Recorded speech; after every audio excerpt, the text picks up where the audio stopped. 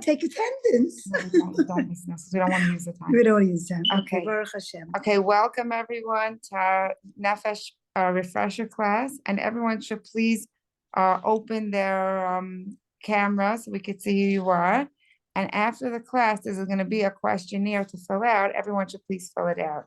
Okay, and we're so fortunate to have with us Rabbi Tahan. Okay, and we want to give over the floor to Rabbi Tahan to share with us a refresher on Halachot Pesach. Thank you so much. Okay, thank you very much for having me. It's an honor and a privilege. We'll go through Halachot Pesach.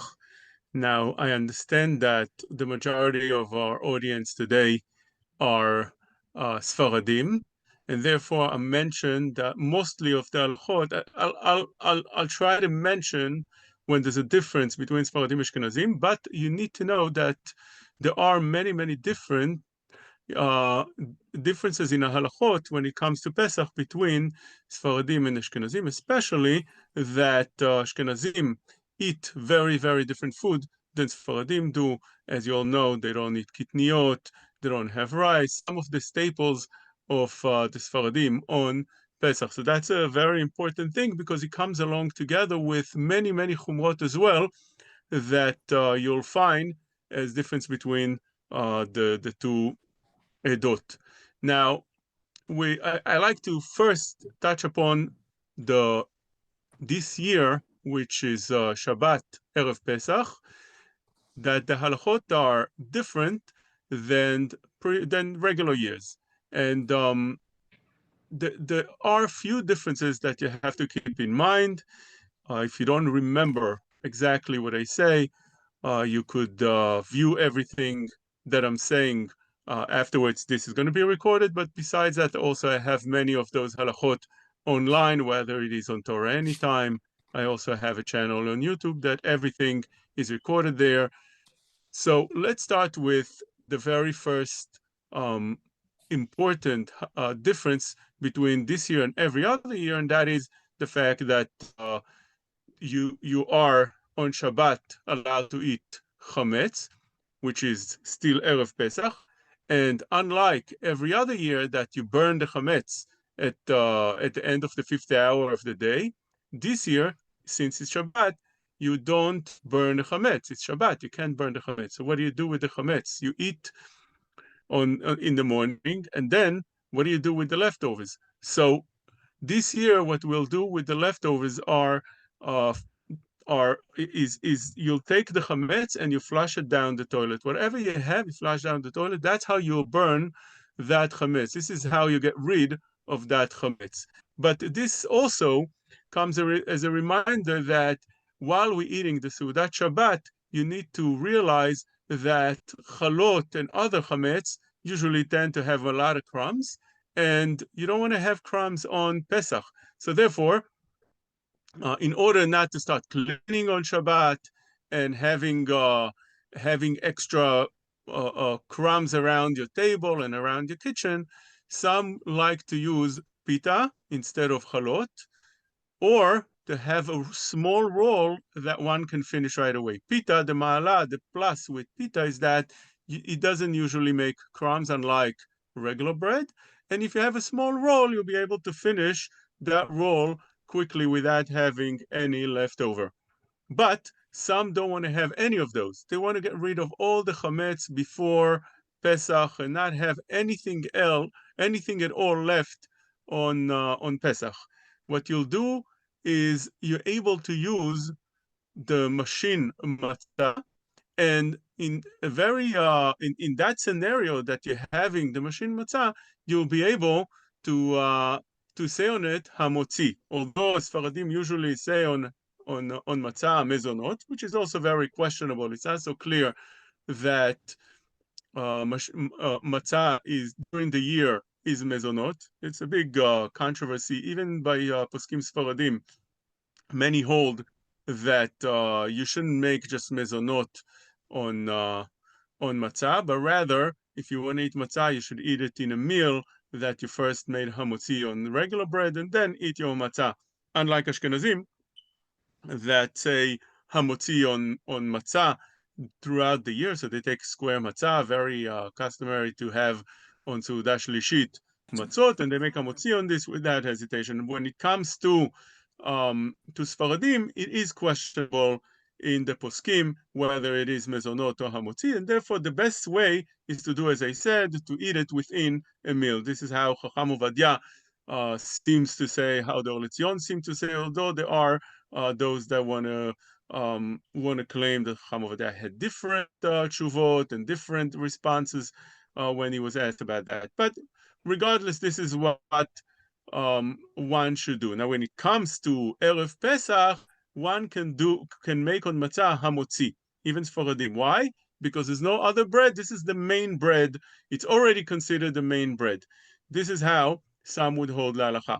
But you have a problem over here. Let's say on the night you ate regular bread, and that's fine. During the day, if you want to eat matzah, so you have a problem, because matzah you're not allowed to eat during the day. It's asur to eat matzah on Erev Pesach. Erev Pesach, one is not allowed to eat matzah. Some have a custom not to eat matzah already from Rosh Chodesh. Some don't have. Some have a custom not to eat matzah a few days before. Whatever it is, but la halacha, one is permitted to eat matzah until Erev Pesach, which is Friday, which is in this case Shabbat. Shabbat is Erev Pesach, because Pesach is going to be Motzei Shabbat at night. So therefore, from Shabbat morning, one is not permitted to eat matzah. So how could you eat that matzah? So over here, Chacham Ovadia and the Or Letzion and the Poskim bring down a solution. You can make it into a matzah that's cooked. When it's cooked matzah, then it's permitted. What do you do? How do you make a cooked matzah? When you take a matzah and you boil it in the water, so what would happen is that it would now have changed the bracha. If you cook it, and it becomes less than kazait. So what we need to do in order to maintain the bracha of hamotzi on cooked matzah is cook it indeed, but leave the size as it is, a size of kazait. How much is kazait? Kazait is a little bit more than the square matzah. Kazait is 28 grams. So therefore, one should try to cook the matzah without breaking it. If you're using square matzot, without breaking it, how do you do that? So if you put it in a tray, the cooked matzah in a tray, and you one that fits square matzah, and you take it and you immerse it inside a big pot of water before Shabbat, obviously, because on Shabbat you can do that. You immerse it inside such a pot of water, and then take it out in that pot of boiling water on the fire. That matzah would become cooked, and once it's cooked, you take it out. You make sure to pour the water without breaking the matzah. This matzah now is already the bracha on that matzah still stays as hamotzi. That is the rule. Let's review that rule again. Whenever you have anything that is bread, pita, bread, donut, not donut, bagels, anything that's hamotzi, if you take that and you cook it in boiling water, it doesn't change the bracha. In order for it to change the bracha, you have to cook it in boiling water. That's one condition. And secondly, make it smaller than a size of kazait. Kazait, again, is 28 grams.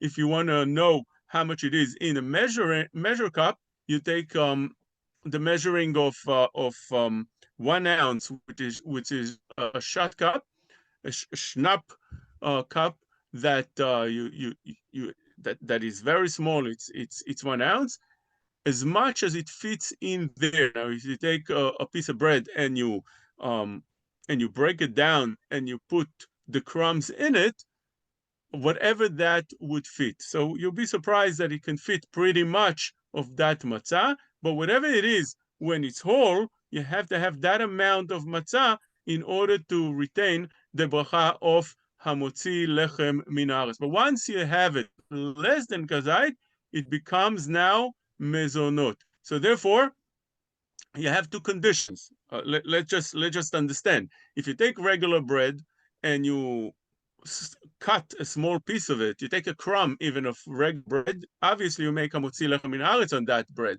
and on that crumb.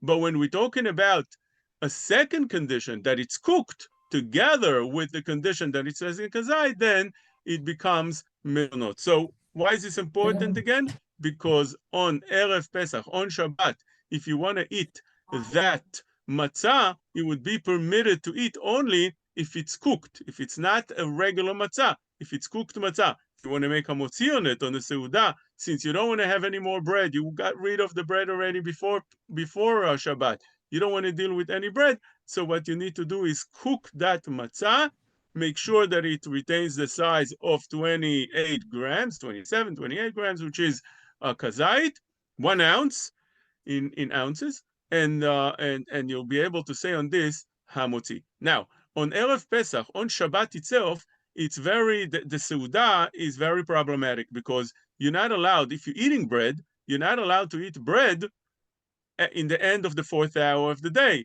which would be around 10 something.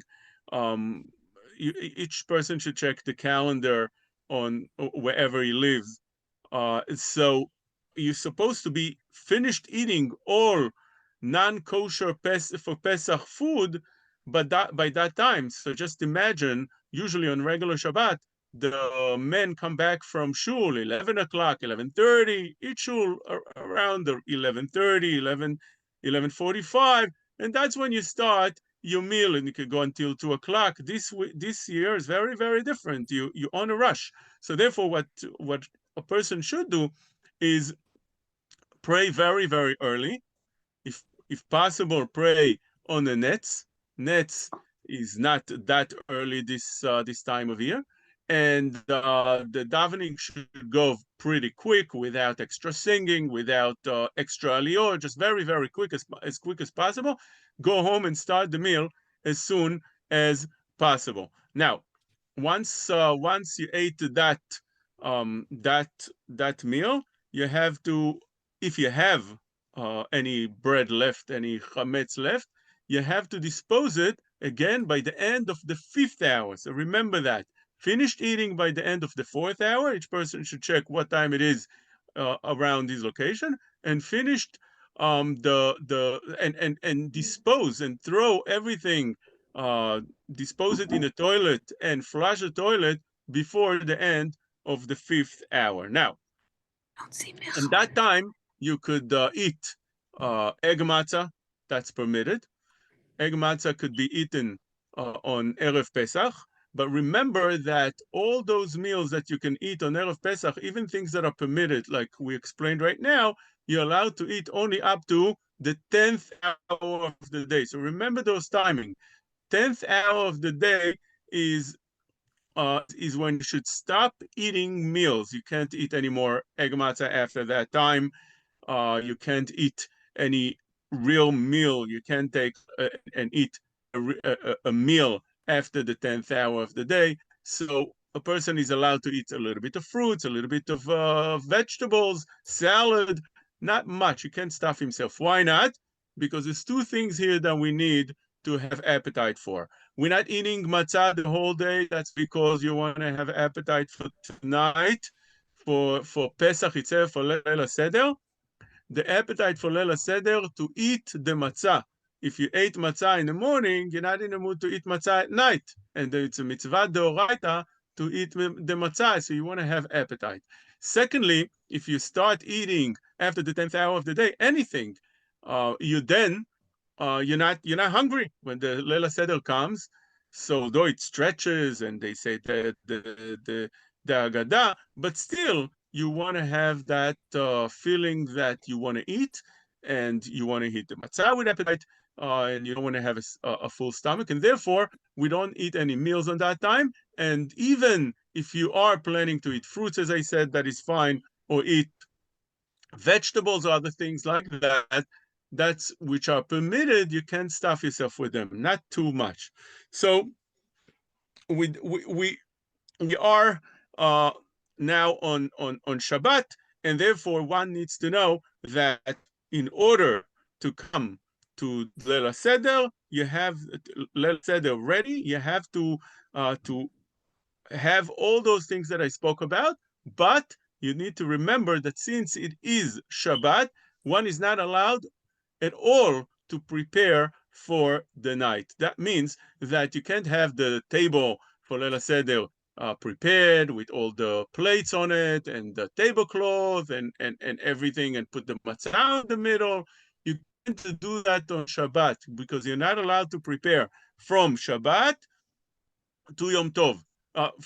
That's not permitted. That's called hachana. One is not allowed to do such a thing. You're only allowed to start preparing at night. What's considered at night? Tzeta Kochavim, which is pretty late. It's pretty late. Tzeta Kochavim is when Shabbat ends completely. That's when you start preparing. Obviously, I don't. That goes without saying that you're not allowed to put the food for the night on the hot plate or wherever it is. So there's two issues here. First of all, if you are dealing with real cooking, so you're not allowed to cook on Shabbat. Obviously, that's something that you have to keep in mind. Every person knows that, but maybe we need to just remember. Because you have to be able to. And secondly, you're not allowed to prepare anything. You're not allowed to prepare until Shabbat is totally over. And that's when you say Baruch Hu Mavdil Ben Kodesh LeKodesh, and you're allowed to start preparing. If your husband is not in the house yet, you're allowed to start preparing once Shabbat has ended. If he is in the house, it could be delayed. Everything could be delayed. You could start the Agadah, you could start everything, and then until everybody's ready to eat and the food is getting warmed on the hot plate or on the fire, however you do it. It's Yom Tov. You're allowed to cook. You're allowed to have the fire on. Obviously, if you have fire, you turn on the fire. It needs to be esh me'esh. It needs to be from a different fire. But whatever it is, you're allowed to have it, and you're allowed to cook, and you're allowed to prepare, and you're allowed to warm. And usually, by the time that they're ready after the Agadah is finished, usually the food will be by then warm or hot or whatever it is. But that is fine. Let's go a little bit back to Friday, to Thursday this year. So again, this year is very different from other years. Thursday is when if a person is a Bechor, is a firstborn. So normally firstborns fast on Erev Pesach, but this year Erev Pesach is Shabbat. You can't fast on Erev Pesach. You can't even fast on Friday because you are supposed to come to Shabbat not starving from a fast. So you do it on a Thursday. Now, many have the custom, as every year, to do a Siyum Bechorot, which means people join in a shul. They usually attend in shul Siyum, that one of the attendants of the shul, one of the congregants, does. He finishes a Gemara, and then everybody can eat because they join that Siyum of Bechorot. So this year needs to be on a Thursday if that is done. Those that can't come to Siyum Bechorot this year, since it's not on the right time, the Taanit Bechorot is not on the right time, many poskim hold that one doesn't need to fast. This year, if you can't join a Taanit Bechorot, many hold that you don't need to fast at all, again because it was the time was changed. The date of the fasting was changed, and therefore that would be the halacha. Secondly, when you are getting ready on Friday, so when do you do the Bedikat Chametz? Bedikat Chametz done this year on a Thursday night. Just like every year you do it on Erev Pesach, this year it's before. You do it on Thursday night. When the night comes, that is when you start doing Bedikat Chametz. So you do it on regular, just like every other year with the bracha. Even though it's a day earlier, you do with the bracha, Bedikat Chametz, and you go through the house and you check everything and on the Yudaled normally. Then when in the morning, when one wants to do when one wants to do the Biur Chametz. Normally Biur Chametz is done, as I explained, before the end of the 5th hour. That is when normally Bedikat Biur Chametz is the burning of the Chametz, getting rid completely of everything, not having any more Chametz, the 5th hour. That's how it is every year on Erev Pesach. But this year it is changed because it's a day before every other year. Do you need to do it also in the end of the 5th hour? So the halacha says that you should try. You should try. What's the difference? Anyway, you're going to eat chametz afterwards. What are you burning the chametz before the end of the 5th hour? You still are allowed to have chametz afterwards. Am I still there? People see me? Oh, we don't see you. Am I still there? But we can hear you. No, we see the whiteboard. We hear you, but we don't see you. Here we see you. We see you. Yes, you're back. Oh, yeah, Back? right. Let me know. Yes. Okay. We see you. Back. Okay. Ты что, вот сюда? So, И на все выпила. Мне нравится, Okay. как и суп. Мне так хорошо было So- вчера. can you Mute hear yourself, me? please. I'm sorry.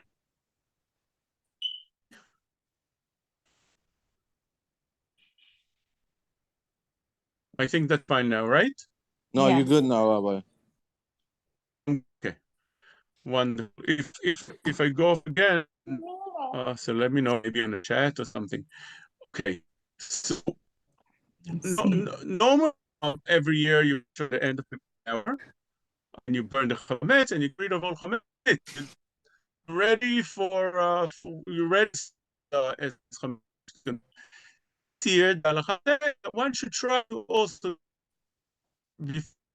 before the end of the 5th hour. Well, it's still allowed to chametz, it's still allowed to have chametz. Why is that? Just in order not to change from year to year, in order to get confused. So therefore, now He the wanted to do this after she left. any during the day and the night, the night you can't have anymore Shabbat. Now, so and you don't say the Kol Chamira that you say by the burning because you still have the Chametz. So how could you say that? This Kol Chamira means you are making a Chametz that you have all the Chametz that you see and you see like the dust of the earth.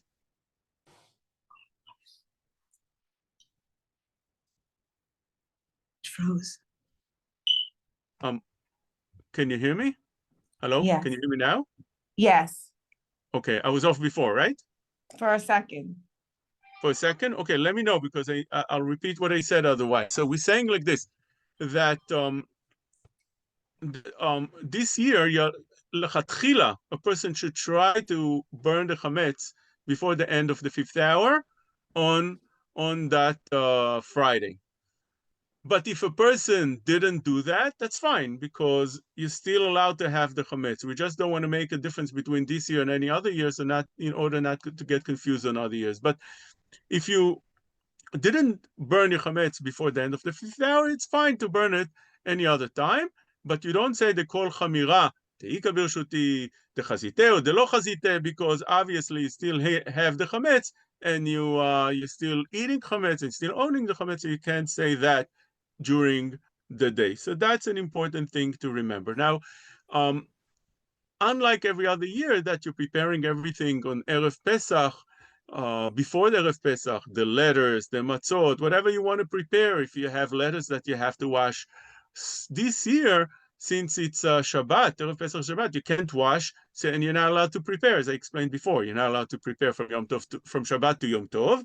That's first of all. Secondly, you can't even wash lettuce to wash lettuce on Shabbat. It's problematic because lettuce tends to have live insects, and when you wash it, you kill them in the water. So therefore, try to clean everything before Shabbat. You don't want to clean. That's generally true. I saw that's in the poskim that whenever you wash lettuce, if you take regular lettuce from the supermarket and you want to clean it, how do you clean it? You just wash it well. You rub your fingers on it to make sure that all the dirt comes out.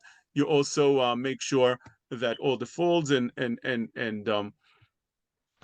the folds are open. You wash under the sink, under the streaming water, and make sure that you rub your fingers on those folds. That everything that would be in there, anything that would be in there, would come out and be rinsed in the water. And then you want to take that lettuce and watch on the light or by the window and see that everything is clean. It's very easy to clean lettuce. It's just a little bit of work. So you could do that, and you should do that, but not on Shabbat. You do everything, all the preparations beforehand. You want to make charoset, whatever it is. You want to make the salt water, whether you make it with a little bit of salt, you make it with in other ways. You have to prepare everything beforehand. So this is the preparation that you'll do. By the way, another thing, every year on Erev Pesach, you're not allowed to do melacha, especially from chatzot. So you're not allowed to shave, and you're not allowed to take a haircut, and you're not allowed to actually go to work and do melachot. But this year, since Friday is not really Erev Pesach, one is permitted to do melachot after chatzot. It's just like Shabbat. Just before Shabbat, you have to stop whatever you're doing. But you're allowed to take a haircut, you're allowed to shave, and so on. One is permitted to get ready in that aspect. Now I think we covered enough on Shabbat Erev Pesach. Let's speak a little bit about how to clean our cabinets for Pesach. And that is an important thing that we need to realize. And again, it's a difference between Sfaradim and Ashkenazim. Ashkenazim have those booklets from Rabbi Blumenkranz that you'll see over there that 95% of your cabinet needs to be either sold to a goy or need to be disposed. But you can't have any of those creams that you normally have and alcohol that you normally have and lotions and detergents. I'm not sure what he has over there on the booklet, and definitely all types of medicine, very, very specific things that they permit. But when we're talking about halacha, the way it is, this is a chumrah that some Ashkenazim, what Rabbi Blumenkranz write, is a chumrah that some Ashkenazim practice. Not all Ashkenazim, but some Ashkenazim. But Sfaradim definitely don't have those chumrot. It's mamash like extra chumrot. If a person wants to be machmir, fine, tavo alav bracha. But it's a chumrah, and we need to realize that. And therefore, one needs to realize that most of the things that he has in the cabinet, whether it's a kitchen cabinet or the bathroom cabinets or whatever it is, most of those things are permitted to have on Pesach. So let's just go over a couple of things just to have some examples. When you have medicine that doesn't have a flavor is usually permitted, or if it has a flavor, but it's a foul flavor, usually it's permitted to have on Pesach. You're allowed to keep it, you don't need to sell it to a goy, and you're allowed to have it on Pesach. That means that, for instance, if you have Tylenol, you have aspirin, you have all this, if a person definitely is sick and is taking antibiotics, whatever it is, those you have to always remember. Does it have a flavor? It doesn't. You have those Tylenols that, for instance, are coated. That's a problem because it has a flavor. So you need to know whether that is kosher or not. For Pesach, you have to know if it's kosher throughout the year also, if you want to have it throughout the year. But on Pesach, definitely, because it's more problematic. But if you take a simple Tylenol, the white Tylenol, the white Advil, antibiotic for adults, which comes in a capsule, That's no problem whatsoever. You're allowed to own it and you're allowed to use it. And you don't need to start looking at booklets whether it is kosher or not. Why? Because it doesn't have a flavor. It doesn't taste good. Anything that doesn't taste good, it is fine. Even if a dog could eat it, which means some say, but 1 minute, maybe a dog could eat it. Yeah, it could be a dog could eat it. It is permitted. Why? Because it's not chametz. Even if there is some ingredient in it that has a little bit of chametz, it is permitted because it's chametz beta'arovet. It's chametz in a mixture, and chametz in a mixture that doesn't taste well, doesn't taste good, it has a foul taste like medicine do, is permitted. You're allowed to have it and you're allowed to use it. Moreover, you're allowed to, for instance, if you have fish, you're allowed to give it to you're allowed, and you have fish food, the Or L'Tzion writes that you're allowed to have it on Pesach and you're allowed to feed your fish. Why? Even if there is chametz in the fish food, it's not edible. It's beta'arovet and it's not edible. A dog could eat it. You give it to your fish. It doesn't have to be a dog. You give it to your fish. Yes, but this is not chametz. It could be a chametz beta'arovet. So what would have that idea that a dog not allowed? If a dog eats it, then you're not allowed to have it. That is only when it chametz mamash. You have chametz. You have a piece of dough that became ruined, became spoiled. But if you throw it to a dog, he'll eat it. That's a problem. Why? Because that dough can still have the effect of like a yeast. It can raise a dough, therefore it's not permitted. But that is only when you have actual chametz. But when you have something in a ta'arovet, in a mixture, like we explained before, that would be permitted. So that's why, for instance, sometimes you have some things that have in them chametz, all kind of different detergents or whatever it is. All those things would be permitted because it's not edible. You can't eat those things. Whatever you can't eat, you are allowed to own. You're even allowed to have. You're allowed to have that on paper. Obviously, when we're talking about something that has chametz in it, and I'm saying you're allowed to have it on Pesach is when a person is sick. You're taking antibiotic when you're sick. We're not saying that you're allowed to have it just for pleasure. You are allowed to have it if you are not feeling good and you need to have those things. But that's also enough, that you don't need to start closing your cabinets and selling them to a goy. But this is generally something that one needs to realize. There are definitely exceptions. Like, for example, if you have vitamins are considered food supplements, and therefore, since even if it doesn't taste good, you have all types of vitamins that don't have a flavor and it doesn't taste good. It's a capsule, let's say. You're not allowed to have that on Pesach if it's not kasher lePesach. Why? Because this is considered a food supplement. It's not considered something that is like medicine that is not food. It's considered not food, or all the things that we explained before, like fish food, which is not human. It's not for human consumption, or for instance, detergents or soap or whatever you think. This is not under that category. Let's go back a little bit to egg matzah. If you remember, I said that you're allowed to have egg matzah on Shabbat day, up to the 10th hour, we said. You're allowed to have egg matzah. Now, some Ashkenazim don't eat egg matzah at all on Pesach. It's a machloket, the Shulchan Aruch and the Rema. If you're allowed to eat egg matzah, the Rema is worried about an opinion of Rashi that egg matzah could become chametz very, very easily, and it's asur. But Shulchan Aruch permits egg matzah, even though many are machmir, even Sfaradim machmir not to eat egg matzah. That's because they're afraid that maybe it was not done properly. But under egg matzah comes under the category of egg matzah is also not only the square egg, but also different types of cookies that are made.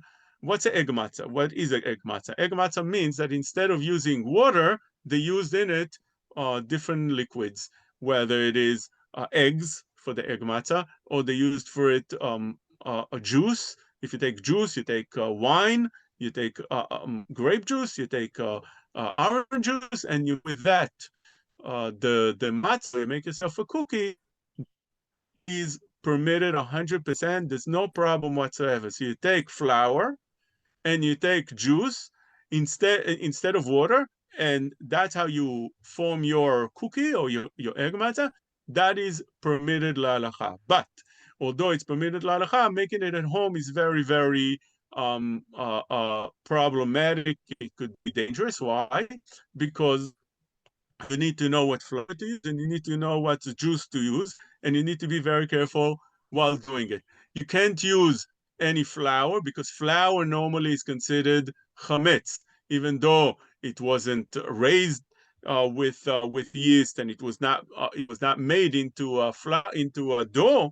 But flour usually is made with kernels that were wet.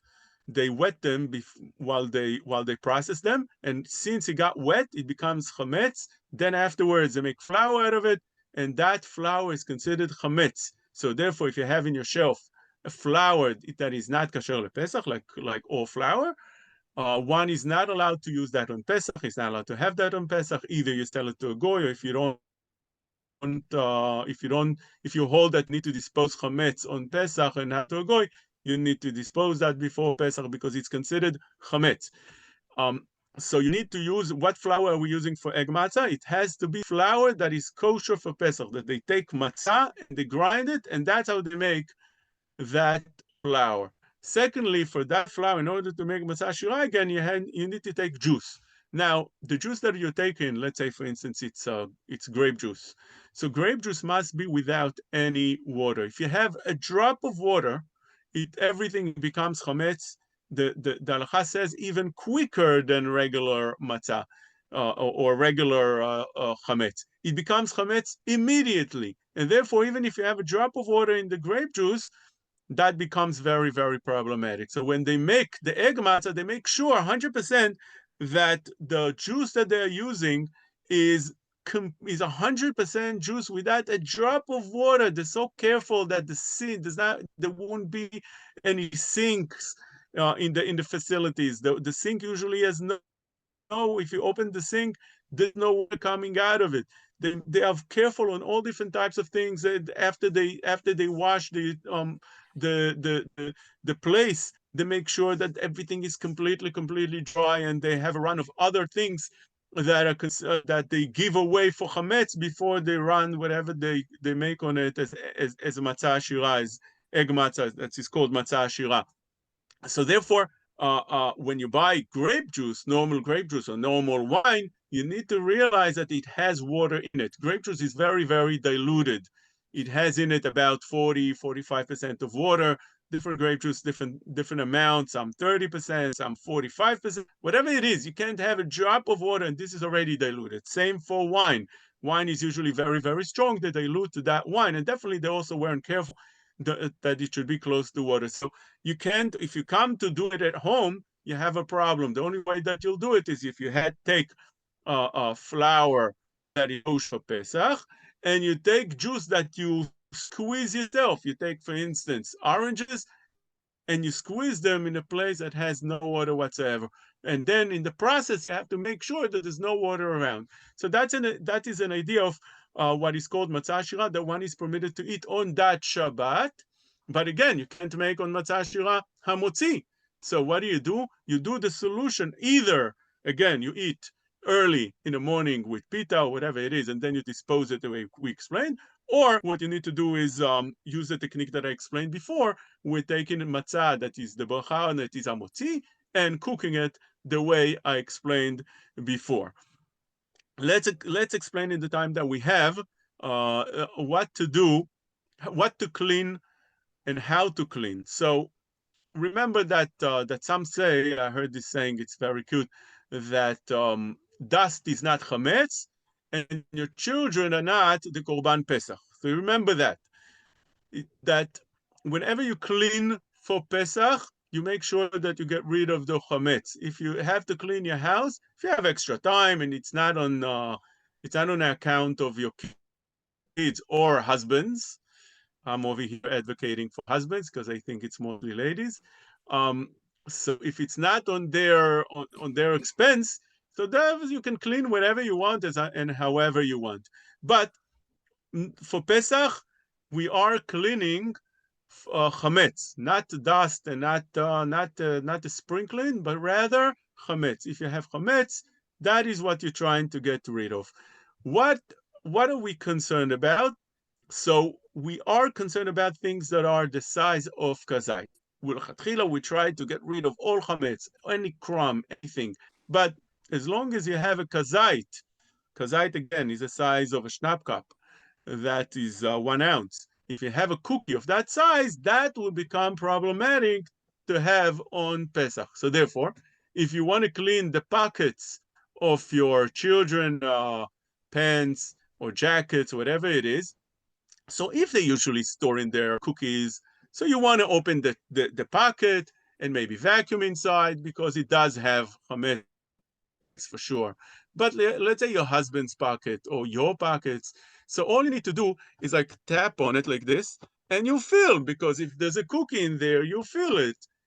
Maybe there's a crumb, maybe, but you're not required. It's a chumrah, it's a good thing. I mean, the Arizal said that if a person is careful not to have any crumb on Pesach, he praised that person and he said that he's not going to sin throughout the year. It's a segula not to sin throughout the year. But again, if you have that extra time, it's not an expense of the family. But otherwise, you tap the jacket, tap the pants, see if you feel anything, any bumps. If there's nothing there, it is fine. Same thing with books. Ashkenazim are very strict. Some Ashkenazim are very strict when it comes to books, to clean all the books and to close those that are not using. According to Sfaradi halacha, even Ashkenazim, but I'm saying Sfaradim were never that careful, and therefore they don't need to go ahead and clean all the books and open all the pages and clean them, but rather all you need to do is whatever you'll be using for Pesach, and it's a book that you usually use while eating, so that maybe put away because you don't want to have, like, for instance, you have those benches. So it's very likely to have in it chametz that you don't want to have on Pesach while eating, and crumbs will come down on your food or on your table. So therefore, with that, you be careful. So what you need to do is either clean them or put them away, close them away. But otherwise, all the books that you have on the shelf, all the Shulchan Aruch and Mishnah Berurah and Yalkut Yosef and whatever it is, you don't need to clean. There's no requirement to clean. Why? Because you don't usually use that with food, and therefore, even if there is a crumb in it, it's less than the size that we explained, that is kazait, and Chazal say that less than that kazait is considered perurim, crumbs, perurim mimele batli. Anyway, it gets to be batel, ownerless, or batel like the earth, like the dust of the earth. So that would be something that you don't need to worry about. Look, we have about 15 minutes. Should I keep on going, or you want me to take some questions? Keep on going. Yeah. Does anybody have questions? I see there's a lot of questions on the chat. I can take that if you want. Yes. Or Yeah. Can I ask if you you a want... question? Yes. The Yeah. Sephardim saying we can fry the kosher matzah. I mean, kosher for Passover matzah. 2 sides we have to fry, and we have to eat gezayit. It means 30 grams, right? 28 grams. And how much it's 1 piece of matzah, regular square matzah? This is a question, because those frying, what the rabbi said, frying the matzah, regular matzah, it's considered, we have to say Birkat Hamazon of those matzah. And Saturday, I just little bit concerned. Some of the rabbis said we need to eat until 10 o'clock. So we need to rush davening over there early minyan and come back and do Saturday afternoon earlier than regular time, 12 o'clock. So how he can running out from the, it's very important day, Saturday too, But Shabbat Hagadol, right? How we Right. can davening over there very fast? Okay, so if you're concerned that your husband is not coming back so early, like you're saying, it is very early. You want to start your meal maybe by 9 o'clock. That's not going to happen. If you feel it's not going to happen, that's why I spoke about the technique of having the matzah, the square matzah. You can use any matzah, but recommend the square matzah, which is much cheaper, cooked. Cooked, or you want to fry it, you said. You could fry it, whatever it is, But as they long say as it has until the 10 o'clock we can eat, not after 10. Saturday afternoon. that you can eat afterwards as well, until the 10th hour. Until the 10th hour, because this is not considered matzah. It's not considered matzah that you be yotze with that. You're allowed to eat afterwards as well. You don't have to rush with that, and you're allowed to eat that without being concerned about chametz. So with that, you're not rushing. Okay. Now, just remember that this is true for Erev Pesach. That's not kosher whatsoever on Leil Seder. Leil Seder, you have to have the matzah avodat yad, the round Shmura matzah, circle one. matzah, Round. definitely. So just to make sure that we get this right. Okay, should we take some of the questions here? So here. I have a question, Rabbi. Yes. Hi. I have a question regarding Tums. Are Tums allowed to be used on Pesach? So, as I said, anything that has a flavor needs to be kosher for Pesach. So there are those things and many other of the food items that you want to know if the kosher for Pesach or not change from year to year. And today they have different booklets and different websites that you can easily check them.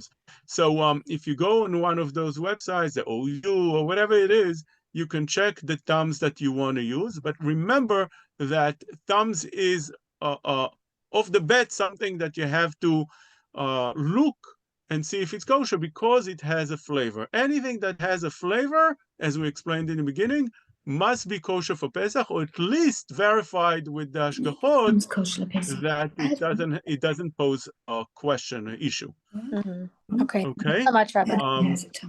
So let's see. Here's some of the questions here that we have. Any kosher flavored medicine is fine to take on Pesach. I'm sorry, no. Rabbi. Last time the Rabbi explained us, and he said, Tom's, we cannot use it for kosher Pesach at all. He even bring it from his house, and he showed to us, and he say, Tom's, we cannot use for Pesach.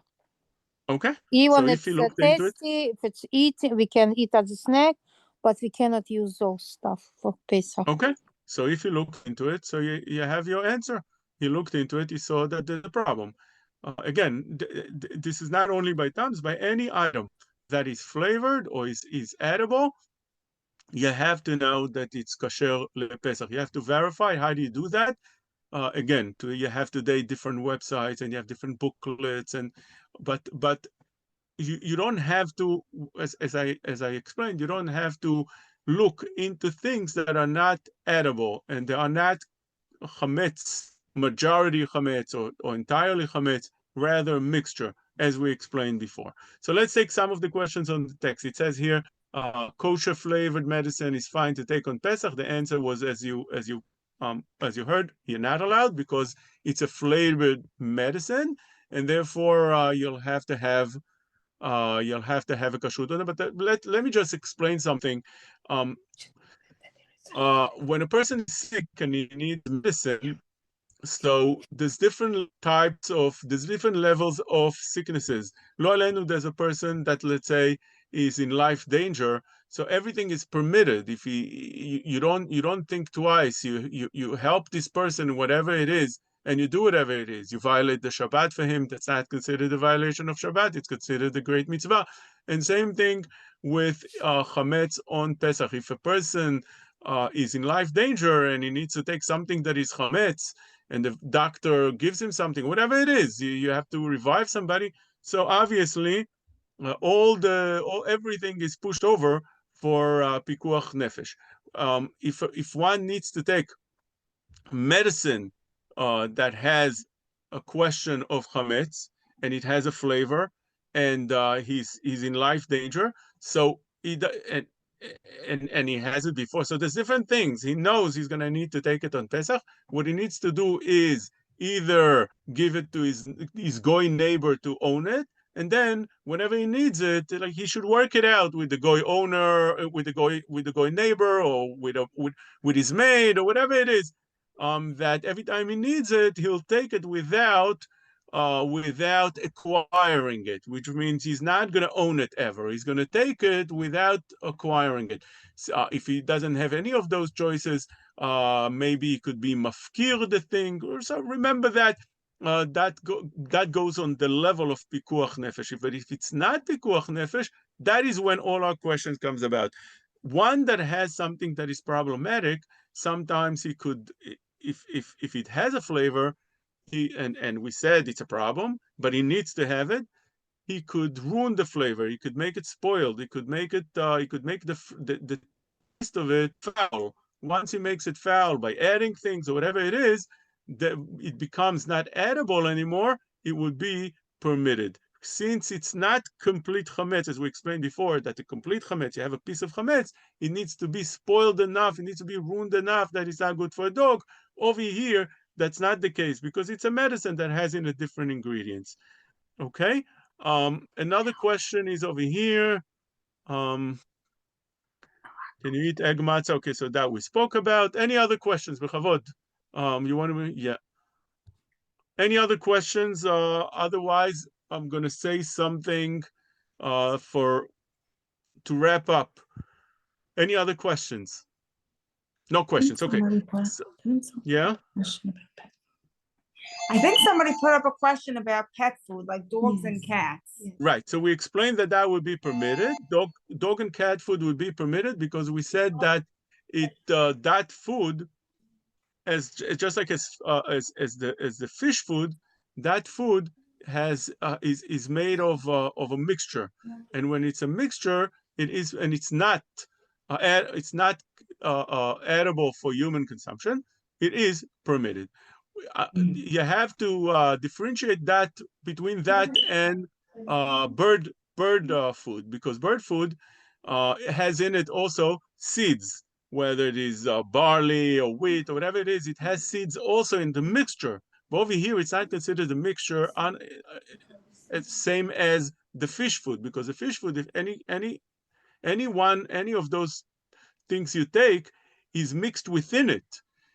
Unlike the bird food is not mixed in one thing. It's just different things that are mixed together. So you can have chametz mixed together with other things. So bird food would be problematic. Fish food would be permitted, and dog and cat food, if it's made as they do with the small things that looks like, I think, like cereals, like Cheerios, like those different brands, that would be permitted. Okay. Any other questions? Okay. Let me tell you. I Yeah. have a question. Yes. Okay. Can we leave some spices, but it's homemade spices in the kitchen and write it's not for Passover? Just put it Yes. tape, and we have it something like with dishes of the not for Pesach. We can put it in the top of the tape and write not for Passover. That's okay, right? Anything. Got it. Anything that is not for Pesach, whether it was open and used just like those spices, or anything else that is not kosher for Pesach and you can't have for Pesach, you have to close and sell to a goy. You can't use it on Pesach, so you should close it and write down that it was sold to a goy. As I explained before, some don't like to sell chametz mamash when you have real chametz, because chametz, selling a chametz to a goy is very in the early poskim is very, very controversial if it would be permitted or not. And many hold that there were different restrictions of how to sell to a goy and what could be sold and who can sell. Not anybody could sell, but rather it was only people with very large amount of chametz, like factories and supermarkets. But today it became common that everybody sells their chametz to a goy. If you do that, that's fine. You can sell your chametz to a goy, but again, some are strict not to sell actual chametz. Your pita, your bread, your pasta, things like that. What do? They get rid of it and they sell all other things, like you said, spices and all other things. But some keep their chametz and sell everything to a goy, and that is also fine. It's a chumrah, as I just explained. So the spices, yes, We should be cannot closed and should be sold. Yes. we cannot sold the dishes, right? Even sometimes we leave in the bottom of the cabinets some dishes what we can use for the not for Passover. If I want to leave it, right? So I cannot sell it those items because I need to put it in the mikveh Mikveh, right. after. So that's a I question in a put poskim those- if it needs. Right. So that's a question in a poskim. Does it need, once you buy it back from the goy after Pesach, you acquire it back, does it need tevila in the mikveh? L'halacha lema'aseh, we don't. Some held that you do. L'halacha lema'aseh, that we hold that you don't. So what's correct to do is to take everything and close it and write on it sold to a goy and sell it. Sell everything with your rabbi before Pesach. If you are planning to go away for Pesach, we didn't speak about that, but just to say very quickly, if you're planning to go away for Pesach, what you should do is close your entire house. You don't need to clean your house, and you sell it to a goy. You sell the entire house to a goy. You tell the rabbi you don't want to sell your chametz to a goy. You want to sell the chametz and the entire house. And you do the bedikat chametz wherever you'll be. So if you go into, let's say, a hotel, you go to a house, you have to clean there very, very well, and you do the bedikat chametz over there. Any other questions, Bechavod? Yeah, I see a have a big- quick question. Thank you so I much. have a quick question. Oh, Yeah. yeah. The question is, do you know anything about the seaweed? Like, seaweed snacks are kosher. I know, like the bigger sheets, the seaweed sheets. If they're kosher for Pesach, if they don't have a sign, how would we know? So What is seaweed? does the seaweed have a hechsher? You need Yeah, to it's kosher. first Yeah. realize that seaweed. Oh, so call the company. It has, let's say, a okay. Call the okay and ask them, because this when it comes to pencils, there's a lot of concerns. It's a concern that maybe they use different types of things for preservatives. Maybe they use it on facilities that had chametz. All kind of things. Now, Okay. Sfaradim are also more lenient with many things like that, because we hold that whatever was done before Pesach is batel, but it's a very, very complicated sugya. And if you have something that doesn't say kasher lePesach, so call the kashrut and ask them, can you use it for Pesach? But when we use okay. to seaweed, if you mention seaweed, you need to realize that seaweed has some issues of bugs, because Okay. when they process the seaweed, it could be. You're talking about the nuri for the sushi. That's Yes, what you're talking no, about. exactly. Yes. Yeah. Yes. So when they process it, they take it and they iron it to become so thin, and all the bugs are still stay there. And sometimes you can even see crabs on it. I gave shiurim on this. Anybody that wants to see, Interesting. just you can go if you like on Tutor anytime and just try to type under my name sushi, and I speak about those in your name. If you want to know about Pesach, I have maybe 100 shiurim on every topic on Pesach of how to do things with demonstration. If you want to see that on Torah Anytime on YouTube, you can go to the list on Pesach and see there's many things in there. So you can become informed. Not only that, moreover, if a person wants to reach me, you can text me, you can WhatsApp me, I can give you my phone number. So you can have it. I can write it here also. My phone number is 347-666-3467. Okay, let me write it here. 347-666-3467. Here it is. Okay, I'll put it here.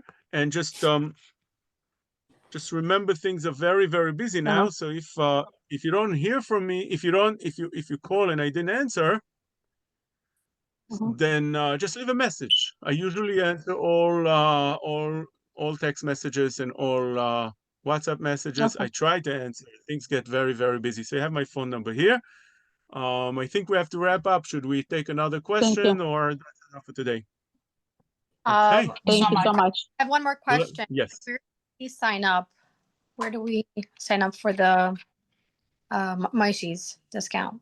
Oh, so that will be after the class, you're gonna fill out a questionnaire, and that's gonna be your way of signing up. Thank Okay? you. Thank Sure. Okay, Rabbi Tahan, somebody asked if they go away Thank on you very much and Chol Chag Sameach. Okay, thank Yes. you. Thank you. Thank you. Chag Sameach. Somebody Kol Tov, asked Kol about an Tov. Thank you Erev for joining. Tavshilin.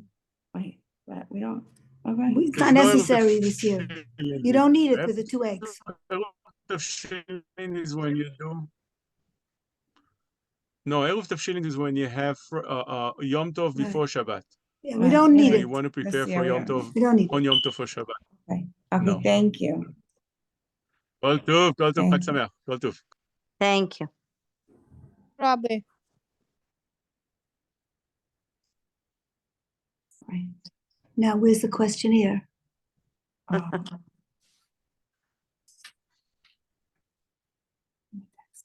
Okay, there should be a questionnaire coming up on the screen. Mrs. Fuchs? There's a link in a chat, Mrs. Newhouse. There was a link in the chat. There's a link in the chat. Okay. Let's go to the chat. Oh, there's But a it link in the says here chat. that the people need access. Yeah. Chat. 1 second.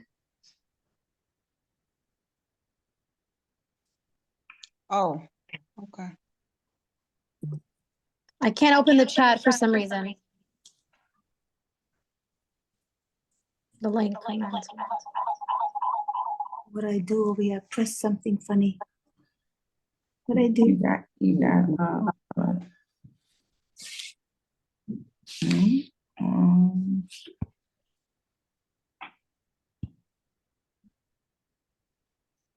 Are you able to email it to us? one second, let me call it. Well, we're trying to figure out how to do this. Mind you, The link should be here. it is We're not very gonna be nice able to meet so email. many people on I don't the know, screen. I don't see the link. Where's the link? The link is in a chat, Dini, but it's requiring access. It says Yeah. it's requiring access. Yeah, it's a wrong, I'm just saying. wrong thing.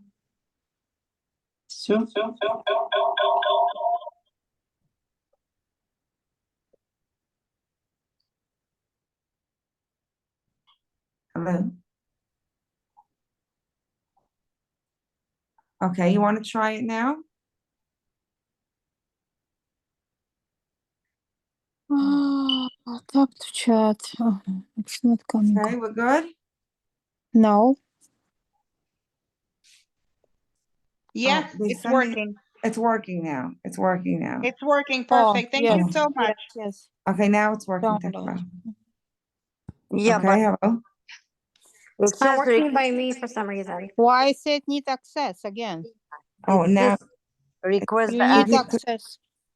okay, somebody's saying, could you resend the link, please? Okay, are you able to email it, please?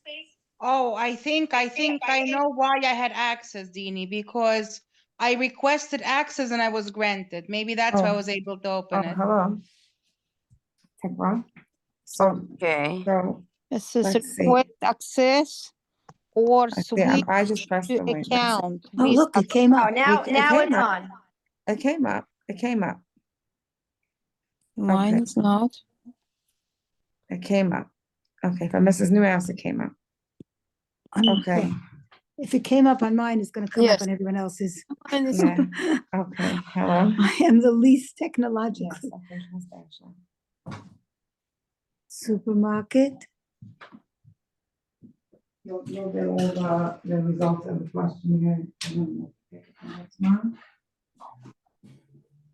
Okay, amazing, thank you so much. I think it was very nice. It was very nice. Huh? Very nice. When they ask for family name, do we put the last name? Mhm.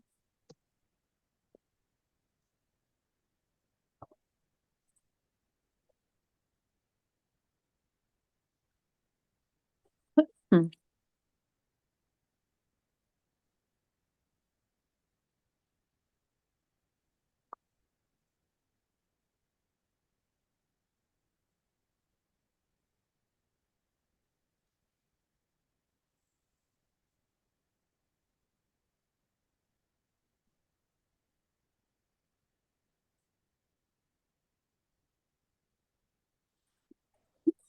Hmm.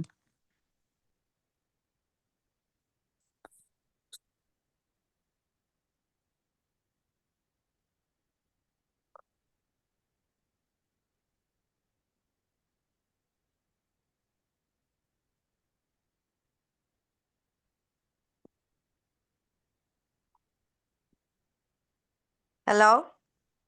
Did we need to write family name? Family name would be your last name. Okay, what about it says phone number of the supermarket. So let's say if it's a Moshe supermarket, I have to put their phone number? No, the phone number that you use when you shop at Maisha's. Oh, I see, I got you. But if you don't shop over there, which supermarket we have to write down? Okay, no, I use that one. They have my number. But what If we you have, don't have a number there, you could put down a number and we'll add an account for you. Yeah, I have this number there. Question, if I'm from Queens and I don't shop yeah, in my fees. Those are the two supermarkets we would generally work with. You're welcome to reach I'll out to go to Mrs. the Roth for bingo any further and questions. 5 town. We can write down bingo in 5 town. At the moment, we're only working with KRM and Maisha's. Those are the two. Hmm. So if they don't have my phone number, can I just put my phone number here on the questionnaire? What's phone number they Yeah, ask? sure. No problem. Okay, What's the no phone problem. asking? Phone number of hours or Most, huh? whatever you'd like to use.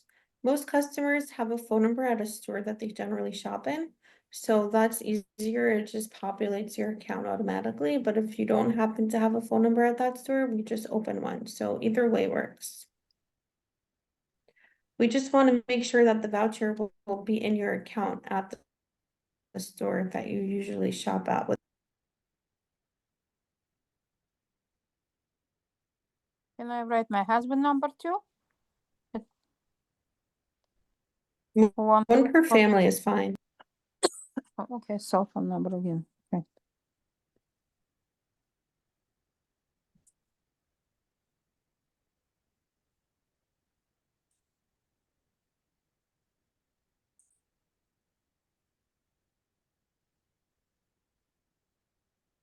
So am I filling out 2 questionnaires for 2 people or 1 per family? One per family, but you should write who participated.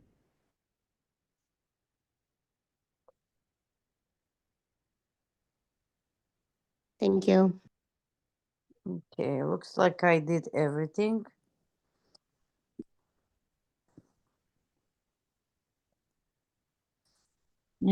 I will have to write down Moshe discount store. At the end, it will ask you. Uh-huh. You only put the phone number, and at the end, it's gonna give you the option KNR, I think, and Moshe. Mm-hmm. All the way at the end. Okay, thank you. No problem. Everybody have a nice Chag Sameach, nice Pesach. Everybody should enjoy the Seder, reading Haggadah, praying for Hashem, for all the hostages to be released. Amen. And we should have a shalom.